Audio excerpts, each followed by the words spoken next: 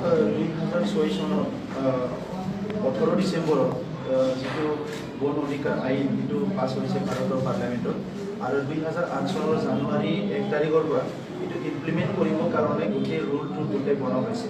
তো তাৰপিছত যিহেতু এই আইনখন এটা চেণ্ট্ৰেল আইন, প্ৰত্যেকটো ষ্টেট গভৰ্ণমেণ্টক নিৰ্দেশ দিয়া হৈছে যে 2008 চনৰ 1 জানুৱাৰীৰ পৰা যিখিনি যুগে যুগে জনজাতিসকল আৰু ট্ৰেডিশ্যনেল পৰম্পৰাগত যিবিলাক বন অঞ্চলত বসবাস কৰি আছে তেখেতসকলক ভূমি পাট্টা দিব লাগে আৰু তেখেতসকলক এটা জাষ্টিছ দিব লাগে, ন্যায় দিব লাগে।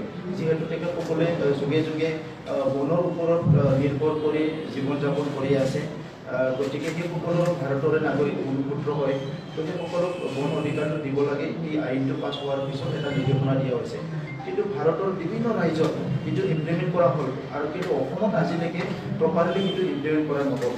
আৰু ইয়াৰ ভিতৰতে বিশেষকৈ আজি আনডিভাইডেড শোণিতপুৰ, যিটো বিশ্বনাথ আৰু শোণিতপুৰ ডিষ্ট্ৰিক্টত আজি বড়ো আছে, গাৰো আছে, মিচিং আছে, কাৰ্বি আছে, বিভিন্ন জনগোষ্ঠী আছে, সেই লোকসকলক আজিলৈকে ভূমি পাট্টা দিয়া নহ'ল। ইয়াৰ ফলত তেখেতসকলে PRC নাপায়, তেখেতসকলৰ আজি ল'ৰা ছোৱালী স্কুল কলেজত পঢ়িবলৈ বহুত কষ্ট হয়, চাকৰি কৰিবলৈ বহুত কষ্ট হয়, আৰু তাত যিখিনি উন্নয়ন, যিটো একদম বেছিক গ্ৰাছৰুট ডেভেলপমেণ্ট, সেইখিনিও তেখেতসকলে নাপায়। আনপিনেদি শিক্ষাটো মৌলিক অধিকাৰ হৈছে, ফাণ্ডামেণ্টেল ৰাইট, কিন্তু তাত স্কুল বনাবলৈ আজি তেখেতসকলে পাৰ্মিশ্যন দিয়া নাই। ফৰেষ্ট ৰাইট এক্টত স্কুলৰ পাৰ্পছত, মেডিকেল পাৰ্পছত লেণ্ড পাট্টা দিব লাগে, লেণ্ড পজিশ্যন দিব লাগে বুলি পেলাই